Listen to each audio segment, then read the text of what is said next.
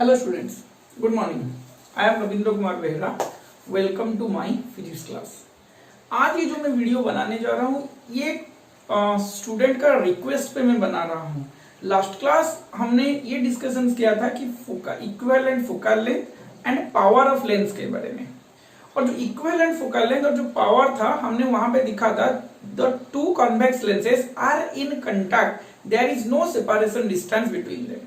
हमने ये दिखा था और मैंने वहां पे बोला था कि अगर वहां पे कोई सेपरेशन डिस्टेंस आएगा when the two convex lenses are separated with certain distance then there must be some another formula and that is some deviation in the formulas.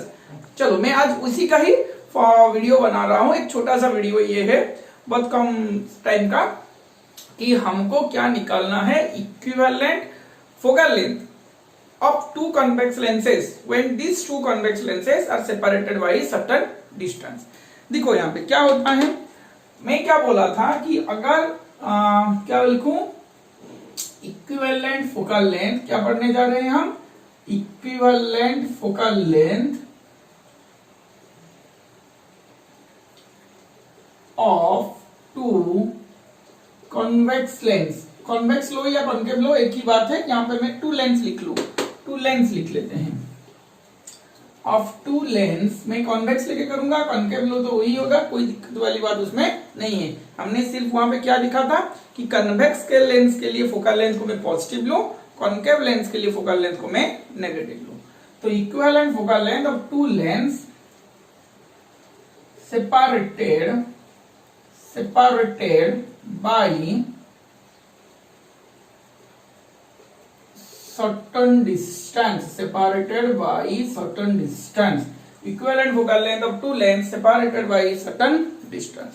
आया समझ में? चलो, अगर वहां पे सेपरेशन नहीं होता था, देखो इधर, अगर वहां पे if there is no separation between the two convex lengths, that means convex lengths are in contact, तो इसका फोकल लेंथ आया f1, इसका फोकल लेंथ आया f2। तो 1/fe, उनके दो का कॉम्बिनेशन के लिए मैंने फॉर्मूला लिखा था 1/fe equal to 1/f1 plus 1/f2, यही वाला फॉर्मूला था। If there is a separation distance d between the two convex lens, तो मेरा फॉर्मूला क्या आने के लिए मैंने बोला था कि मेरा फॉर्मूला इस तरह का आएगा, -d/f1 इंटू f2। समझ में? इसी को अभी हमको प्रूव करना है, इसको हमको अभी प्रूव करना है। देखो कैसे प्रूव करते हैं, इसी को हमको, हमारा आज का क्लास का मोटिव है कि हमको ये फॉर्मूला प्रूव करना है। चलो पहले शुरू करते हैं। दो कन्वेक्स लेंस लेते हैं, ये एक कन्वेक्स लेंस है और ये कोई दूसरा कन्वेक्स लेंस है, और ये उनका प्रिंसिपल एक्सिस है। ये इसका ऑप्टिकल सेंटर O1, ये इसका optical centre O2। Separation distance कितना है, d डिस्टेंस है। सेपरेशन डिस्टेंस कितना है, d डिस्टेंस है। अच्छा, अब मैं क्या करता हूं ना, या फोकल लेंथ, ये जो फोकल लेंथ है, सॉरी, मेरा एक पैरेलल रेज आ रहा है, क्या आ रहा है, पैरेलल रेज आ रहा है। पैरेलल रेज अब यहां से मेरा क्या होगा, डेविएट होगा and it bends towards the normal. मतलब ये क्या होगा, इस तरह बेंड होके आएगा। क्या मेरा रे इस तरह आएगा, यहां पे क्रिएट होगा, यहां पे f1 आएगा। मतलब when the parallel rays strike on the convex lens, then they are refracted and meet at the point or passes through the focus, yes or no? तो यहां पे मैं बोल सकता हूं इसी f1 पर मेरा क्या फॉर्मेशन होगा, मेरा इमेज फॉर्मेशन होगा। क्या फॉर्मेशन होगा, इमेज। कब इमेज, कौन सा इमेज, अगर ये लेंस नहीं होता तो इमेज मेरा कहां बनता, आई में। मान लीजिए कि ये मेरा लेंस L1 है, ये मेरा लेंस L2 है। क्या मेरी बात समझ में आ रही है, if the lens L2 is present, then for the parallel rays are refracted from the lens L1 and meet at a point which is focus, and here the image is formed if lens L2 is absent। पहले case में अगर lens L2 absent होता तो image मेरा आई में formation होता। ऐसा समझ में? अब क्या हुआ है ना, इमेज जब लेंस L2 मेरा प्रेजेंट है, तो इमेज कहां पे बनेगा, लेंस L2 प्रेजेंट है तो इमेज कहां पे बनेगा, तो यहां से कोई रिफ्रैक्शन होगा, स्टार्ट होगा। अरे हाँ, ना यहीं से कोई रिफ्रैक्शन होगा, स्टार्ट होगा, तो यहां पे मेरा फाइनल इमेज आई बनेगा, यहां पे मेरा फाइनल इमेज आई बनेगा। Now this image will act as an virtual object, this image ideas act as a virtual object for the lens L2, ये मैं बोल सकता हूं। आया समझ में कि नहीं? अरे हाँ या ना इसी में किसी का दिक्कत है, ना इसी में किसी का दिक्कत है। अगर यहां से L2 प्रेजेंट हुआ तो रे मेरा जो ऐसे जा रहा था वो क्या होगा, फिर से बेंड होकर इधर आएगा, इधर आया तो आई में फॉर्मेशन हुआ, यहां तक हो गया ना। तो final image is formed at eye, final image is formed at eye, हाँ कि नहीं? दोनों लेंस का कॉम्बिनेशन से मुझे क्या मिला, फाइनल इमेज आई में मिला। रे, अब ये रे इस तरह जा रहा है, इस तरह जा रहा है। अगर ये रे मेरा L1 रे मेरा, अगर L1 रे मेरा डेविएट नहीं होता, क्या ये रे मेरा ऐसे चलता, क्या ये रे मेरा ऐसे चलता? अरे हाँ या ना, क्या ये रे मेरा ऐसे चलता? तो ये डेविएट हुआ है, तो कितना डेविएट, एंगल ऑफ डेविएशन क्या है, ये मेरा डेल्टा 1 मान के चलो कि एंगल ऑफ डेविएशन है। क्या है मेरा? डेल्टा 1 डेविएशन है। किसके लिए? फॉर लेंस L1 के लिए, फॉर लेंस L1 के लिए ये मेरा इंसिडेंट रे है, ये मेरा रिफ्रैक्टेड रे है, और एंगल ऑफ डेविएशन मेरा डेल्टा 1 है। आया समझ में? चलो नेक्स्ट को देखते हैं। ये लेंस L1 के लिए था। लेंस L2 के लिए ये मेरा इंसिडेंट रे है, ये मेरा इंसिडेंट रे है, ये मेरा रिफ्रैक्टेड रे है। आया समझ में? ये मेरा इंसिडेंट रे है, ये मेरा रिफ्रैक्टेड रे है। तो यहां पे एंगल ऑफ डेविएशन क्या बनेगा, क्या मेरा डेल्टा L2 बनेगा, क्या मेरा angle of deviation delta L2 बनेगा। ये मेरा इंसिडेंट रे और ये मेरा रिफ्रैक्टेड रे फॉर लेंस L2, यहां पे गया इंसिडेंट रे, ये गया रिफ्रैक्टेड रे, तो ये मेरा बना एंगल ऑफ डेविएशन। ये मेरा क्या बनेगा, एंगल ऑफ डेविएशन। अच्छा एक बात करते हैं, थिन लेंस हम ले रहे हैं, थिन लेंस में ये पॉइंट को कंसीडर ना, एक्चुअली डेविएशन यहीं से शुरू होगा। हम क्या करते हैं, इसी पॉइंट से डेविएशन ना करके हम एक यहां से कोई पॉइंट क्लोज, यही पॉइंट से ले रखते हैं। आया समझ में? इसी पॉइंट से ले रहे हैं हम। आया समझ में कि नहीं? इसी को आया समझ में? इसी पॉइंट को ले रहे हैं, कोई भी, ये सब सारे क्लोज पॉइंट है ना, तो किसी भी पॉइंट पे हम कंसीडर कर सकते हैं। चलो अब ये हो गया क्या, अब ये इंसिडेंट रे, रिफ्रैक्टेड रे, और ये मेरा बन गया क्या, एंगल ऑफ डेविएशन। किसके लिए? फॉर लेंस L2 के लिए। अगर दोनों के लिए इनिशियल इंसिडेंट रे क्या ये मेरा था, पाथ उसका ये था इनिशियली, फाइनल रिफ्रैक्टेड रे का पाथ क्या मेरा ये है। तो अगर फाइनल रिफ्रैक्टेड रे को मैं इंक्रीज करूं तो क्या ये मेरा आएगा, फाइनल रिफ्रैक्टेड रे को अगर मैं इंक्रीज करूं बैकवर्ड तो क्या मेरा यही आएगा, क्या मेरा ये वाला आएगा फाइनल डेविएशन, क्या मेरा यही आएगा फाइनल डेविएशन। क्या मेरी बात समझ में आ रहा है? फाइनल डेविएशन क्या मेरा यही आएगा। डेल्टा क्या है, delta is the final angle of deviation, final angle of deviation. Delta 1 is the angle of deviation, angle of deviation for L1, length L1. Delta 2 is the angle of deviation for length L2. अब यहां से छोटे छोटे tricks आना शुरू होते हैं। बोलोगे कि सर आपने एंगल ऑफ डेविएशन क्यों लिया। देखो यहां से कोई लेंस के लिए अगर मैं एंगल ऑफ डेविएशन ले रहा हूं, उसका वैल्यूज क्या था ये इंपॉर्टेंट है। कैसे पता चलेगा ये वैल्यूज, और एक डायग्राम में रफली कर रहा हूं, देखो सिर्फ ये समझाने के लिए कि ये एंगल ऑफ डेविएशन कैसे निकालोगे। देखो रे कहीं पे भी लो, आइदर रे तुम फोकस से लो या फिर पैरेलल लो, फॉर्मूला एक ही आएगा। हमेशा एंगल ऑफ डेविएशन का फॉर्मूला यही आएगा। क्या जो पैरेलल रेज आएगा क्या ये मेरा फोकस में ही इंटरसेक्ट करेगा। जब मेरा पैरेलल रेज आएगा क्या ये मेरा फोकस में इंटरसेक्ट करेगा। तो फोकस में इंटरसेक्ट किया तो इसका फोकल लेंथ क्या मेरा f बनेगा। इसका फोकल लेंथ क्या मेरा एफ बनेगा। अब यही मेरा एंगल ऑफ डिवीजन डेल्टा है, यही मेरा एंगल ऑफ डिवीजन क्या है, डेल्टा है। और इसी को मैं ज्वाइन करना, मान के चलो कि ऑब्जेक्ट मेरा एच हाइट में है, ऑब्जेक्ट मेरा एच हाइट में है। सोच जरा क्या मैं बोल रहा हूं। The object is at a और the parallel rays are coming at a height h from the principal axis. Principal axis है h हाइट पे है, क्या एंगल ऑफ डेविएशन बना रहा है, डेल्टा एंगल ऑफ डेविएशन बना रहा है। तो यहां से फोकस का लेंथ क्या है, फोकस में मीट करेगा, तो यहां से फोकल लेंथ क्या है, एफ बन गया।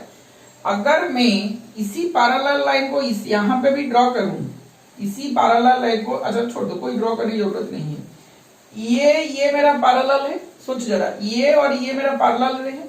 अगर ये रिफ्रैक्टेड नहीं होता तो क्या ये सीधे निकल जाता, तो सीधा निकला तो ये पैरेलल है, तो ये उसका ट्रांसवर्स है, तो ये डेल्टा हुआ तो ये भी डेल्टा, ये डेल्टा हुआ तो ये भी डेल्टा। आया समझ में कि नहीं।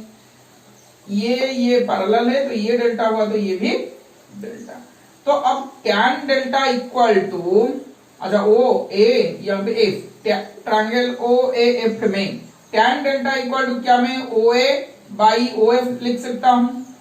tan डेल्टा को ओ ए बाई ओ एफ लिख सकता हूं, तो tan डेल्टा मेरा डेल्टा भी बन सकता है। For very small angle delta is nearly equal to tan delta, एक काम करते हैं, for very small angle delta is nearly equal to tan delta, तो delta equal to O A का वैल्यू क्या है h, ओ एफ का value है f, तो क्या मेरा delta equal to h by F में लिख सकता हूं।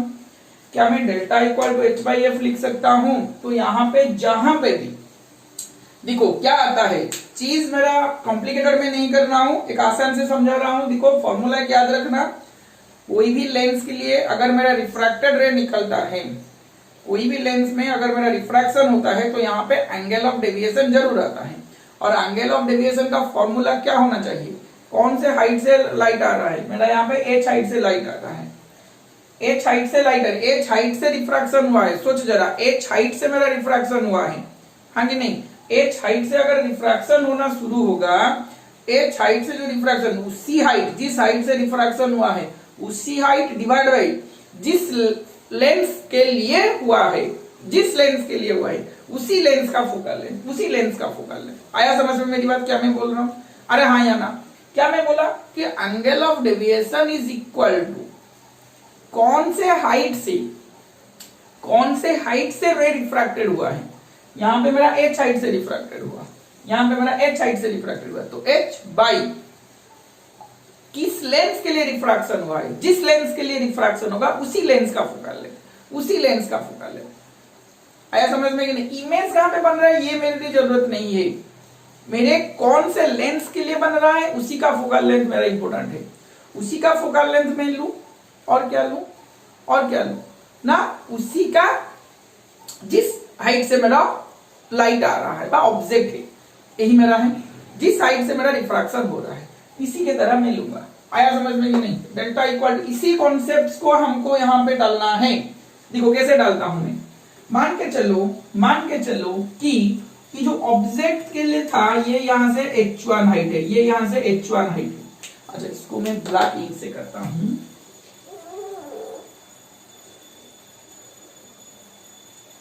ये मेरा h1 हाइट पे है।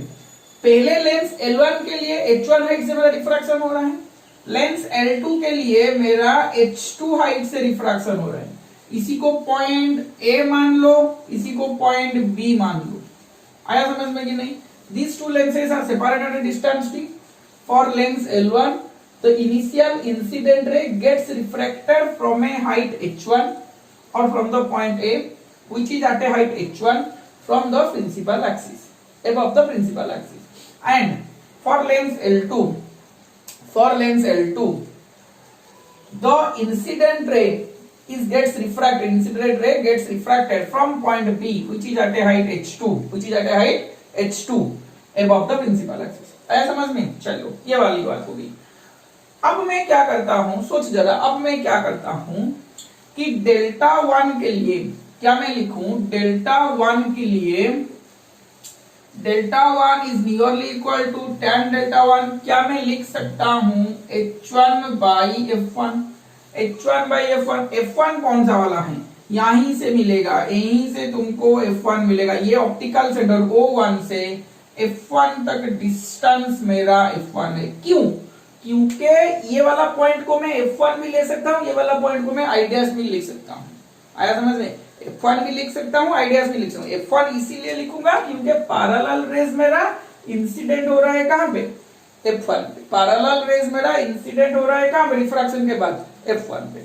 और इसी F1 पे मेरा एक इमेज बन रहा है and that image will act as a virtual object for the lens L2, for the lens L2। आया समझ में कि नहीं? आ रहे हाँ या ना? for the lens L2, हाँ कि नहीं? तो ये जो आइडियाज बना है, इसी को इसलिए मैं वर्चुअल ऑब्जेक्ट है तो इसी को मैं इसलिए आइडियाज दे रहा हूं। आया समझ में? चलो, तो delta 1 equal to tan delta 1 h1 by f1, इसी फॉर्मूला के हिसाब से tan delta 1 equal to h1 by f, h1 by focal length f। आया समझ में? डेल्टा 2 के लिए tan डेल्टा 2 कौन सा है इसका? तो डेल्टा 2 के लिए क्या मैं लिखूं ना, h2 by f2, h2 by f2। Delta देखो बुक्स में दिया गया है कि ये इसी को फोकस मानते हैं, इसी को फोकस मान लेते हैं। एक्चुअली में ये इसका फोकस नहीं होगा। वाह, क्यों नहीं होगा? क्योंकि ये तो रेज पैरेलल नहीं है ना, ये रेज मेरा पैरेलल नहीं है ना प्रिंसिपल एक्सिस को, तो पैरेलल नहीं है तो फोकस में कैसे इंसिडेंट होगा? ऐसा समझ में? पैरेलल नहीं है तो फोकस में कैसे इंसिडेंट होगा? ऐसा समझ में? चलो देखो इधर, delta 2 is nearly equal to tan delta 2 equal to h2 by f2। यहाँ पे f2 में डायग्राम में नहीं दिखाया है। f1 is the focal length of the lens L1, f2 is the focal length of the lens L2। आया समझ में? हाइट मेरा h2 से रिफ्रैक्टेड हो रहा है और इसका फोकल लेंथ f2। यहाँ पे मैंने फोकल लेंथ इसका नहीं दिखाया है। चल आगे चलो, मैं क्या करता हूं कि यहां से जो रिफ्रैक्शन हुआ है, सोच जरा, यहां से जो फाइनल रिफ्रैक्शन हुआ है, मतलब इनिशियल इंसिडेंट रे और फाइनल रिफ्रैक्टेड रे के बीच में जो एंगल डेल्टा बना, ये किसी लिए बना? ये दोनों का इफेक्ट, दोनों का कॉम्बिनेशन के लिए बना, हाँ कि नहीं? ये दोनों का इफेक्ट और दोनों का कॉम्बिनेशन के लिए बना है, हाँ कि नहीं? अब यहाँ पे और एक मैंने डायग्राम लिया हूं, इसी डायग्राम में। अच्छा ठीक है, अच्छा ये डायग्राम तो समझ में आ गया ना। अब और एक डायग्राम में करता हूं, एक इक्विवेलेंट डायग्राम में करता हूं। इन दोनों लेंस का इक्विवेलेंट डायग्राम क्या मैं ऐसे कर सकता हूं? सोच जरा, ये मेरा लेंस है, दोनों का कंबाइंड लेंस ये है, दोनों का कंबाइंड लेंस है, जिसमें लाइट मेरा ऐसे जा रहा था, हाँ कि नहीं? और फाइनल रिफ्रैक्शन मेरा ऐसे हुआ है यहाँ पे आई पॉइंट, हाँ कि नहीं? अब यहां से जो रे बनेगा, क्या ये मेरा डेल्टा बना है? अब इसी हाइट को मैं h ले रहा हूं। कौन से हाइट को मैं h ले रहा हूं ना? यहां पे जो हाइट मेरा बना है, इसी हाइट को मैं h ले रहा हूं, इसी हाइट को मैं h ले रहा हूं। इसका मतलब ये है, मैं यहां पे इसी पॉइंट पे, अच्छा ये पॉइंट को क्या दूं, c दे दूं क्या? हाँ c दे देता हूं। इसी पॉइंट को मैं c दे दूं, इसी पॉइंट को मैं k दे देता हूं। k में यहाँ पे नहीं, हाँ ठीक है, k दे देता हूं। आया समझ में? मतलब c और k में मैं कोई लेंस रखा हूं। कौन सा वाला lens? Like equivalent lens which is the combined effect of lens L1 and lens L2। इसी को मैं लेंस L डैश मान लेता हूं, इसी को मैं लेंस L डैश मान लेता हूं। आया समझ में मैं क्या बोल रहा हूं?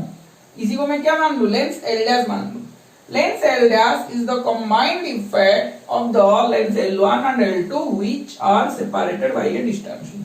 अगर ऐसा हुआ तो यहां से मेरा क्या ऑप्टिकल सेंटर बनेगा? अरे हम कि नहीं, यहीं से तो रिफ्रैक्शन हुआ है ना, यहीं से तो रिफ्रैक्शन हुआ है। कौन से पॉइंट से? पॉइंट K से रिफ्रैक्शन हुआ है, तो सीधा रे आ रहा था, पॉइंट K से रिफ्रैक्शन हुआ है फाइनल रिफ्रैक्शन के लिए। तो ये जो रिफ्रैक्शन बना, कौन से एंगल में बना है? डेल्टा। अब इसी लेंस का फोकल लेंथ को मैं मान लूं कि F equivalent is the focal length of the lens L dash which is the combined effect of lens L1 and lens L2। आया समझ में? अरे हाँ या ना? इसमें किसी का दिक्कत है? यहां तक सबका हो गया क्या? अब यहां से मैं लिखूं तो क्या लिखना चाहिए मुझको?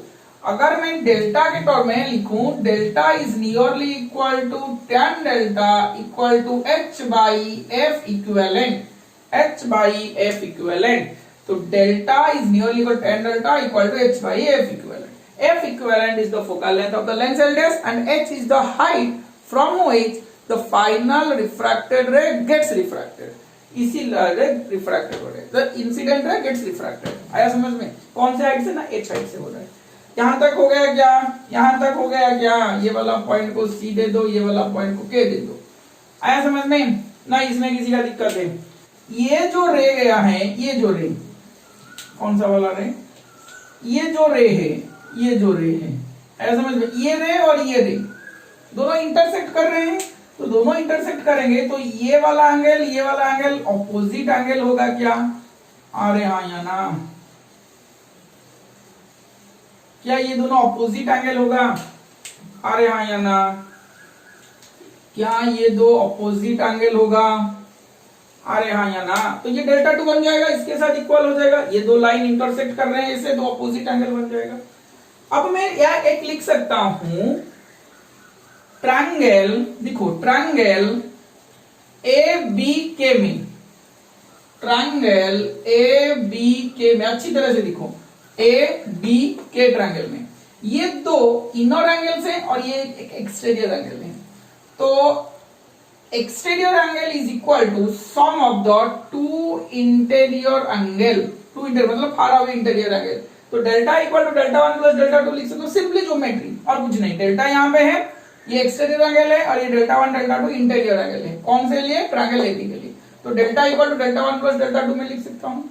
डेल्टा के लिए मैं लिख सकता हूँ H by F equivalent. Delta 1 के लिए मैं लिख सकता हूँ H1 बाई F1. डेल्टा 2 के लिए मैं लिख सकता हूँ H2 by F2. H2 by F2. आया समझ में कि नहीं? चलो यहां तक हो गया. और एक चीज हम यहाँ पे दिखते हैं, यहाँ पे इधर आओ.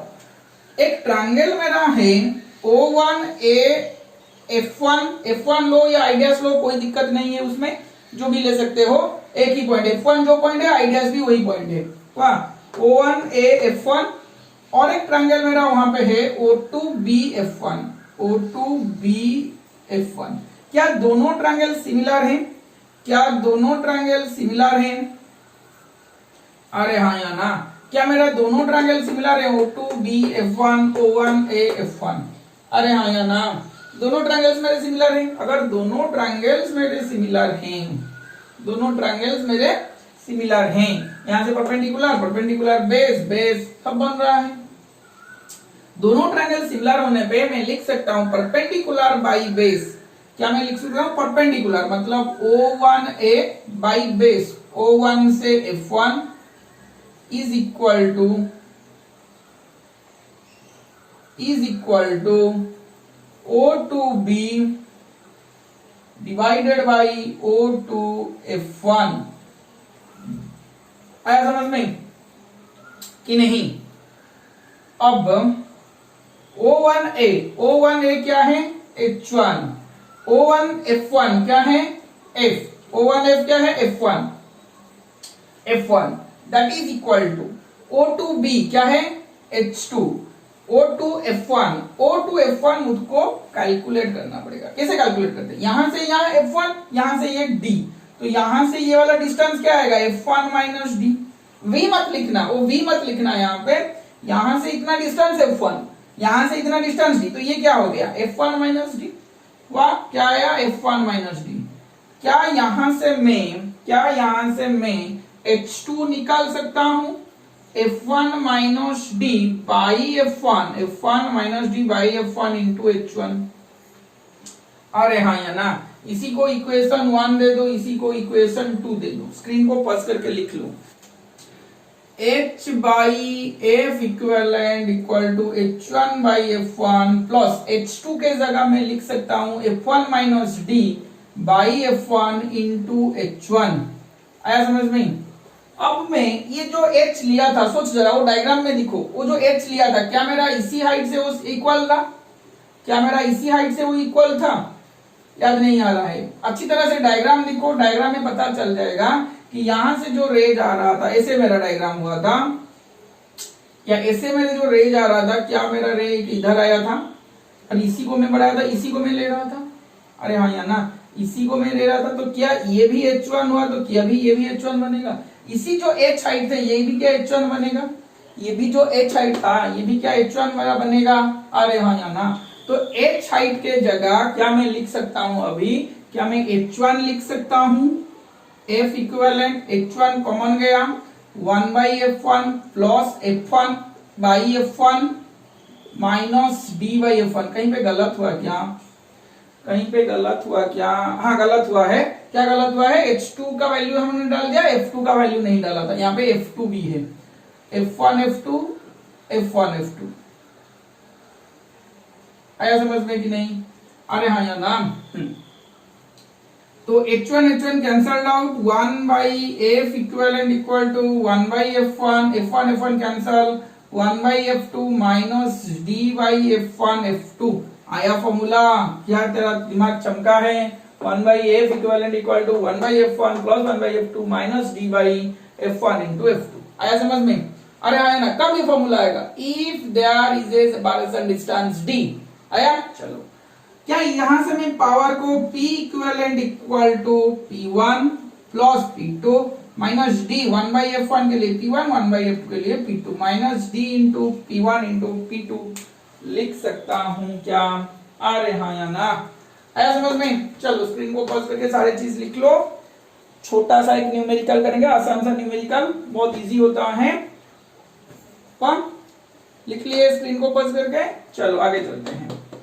किसी में इसका डाउट है क्या, सिर्फ एंगल ऑफ डेविएशन से खेले और वहां पे भी नहीं है, वह एंगल ऑफ डेविएशन डालो और ज्योमेट्री पुट करते चलो। चलो नेक्स्ट को चलते हैं। कॉन्वेक्स लेंस का फोकल लेंथ दिया गया है 10 सेंटीमीटर, फोकल लेंथ मेरा दिया गया है 10 सेंटीमीटर। कॉन्केव लेंस का फोकल लेंथ दिया गया है 20 सेंटीमीटर। आया समझ में, कॉन्वेक्स लेंस का focal length 10 centimetre, concave lens का focal length 20 centimetre, separation distance उनके बीच का है 5 centimetre. Find equivalent power, find equivalent power. आया समझ में, चलो कैसे करते हैं, बहुत आसान सा चीज है, बहुत आसान सा चीज है। डालो 1 बाई एफ इक्विवेलेंट का फॉर्मूला है 1 by f1 plus 1 by f2 minus d by f1 into f2। पहले यहां से साइन कन्वेंशन के हिसाब से इसको डालो। कॉन्वेक्स लेंस है तो पॉजिटिव फोकल लेंथ आएगा, कॉन्वेक्स लेंस है तो पॉजिटिव फोकल लेंथ आएगा, कॉन्केव लेंस है तो नेगेटिव फोकल लेंथ आएगा। आया समझ में, अरे हाँ या ना। कॉन्केव लेंस है तो फोकल लेंथ क्या आएगा, नेगेटिव में आएगा। आया, चलो अब डालो 1 बाई 10 f2 के जगह माइनस 1 बाई 20 माइनस d के जगह 5, f1 के जगह 10, f2 के जगह माइनस 20। आया समझ में, अरे हाँ या ना।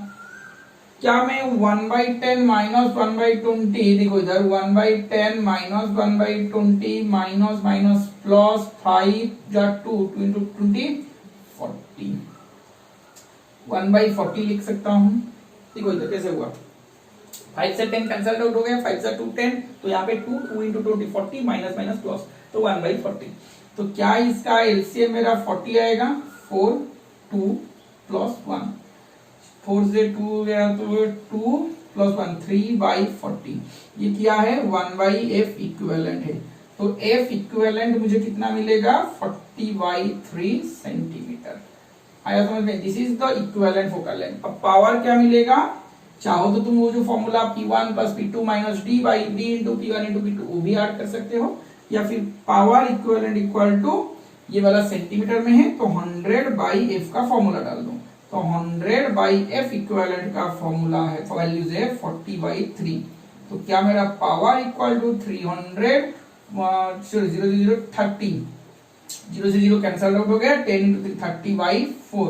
That is power equal to, positive में आएगा, ये वाला पॉजिटिव में आएगा 7.5 डायोप्टर। आया समझ में, पावर क्या आएगा 7.5। इसमें डायरेक्ट क्वेश्चन आएगा और इसमें कुछ नहीं। ये हो गया तुम्हारे रिक्वेस्ट का वीडियो, और नेक्स्ट क्लास में हमारा लास्ट क्लास होगा रिफ्रैक्शन चैप्टर का, उसमें हम दिखेंगे combination of lens and mirror. आया समझ में, कॉन्वेक्स लेंस के साथ बहुत सारे मिरर कंबाइन होंगे, छोटे छोटे न्यूमेरिकल्स भी दिखेंगे। तो मिलते हैं नेक्स्ट क्लास में। Thank you.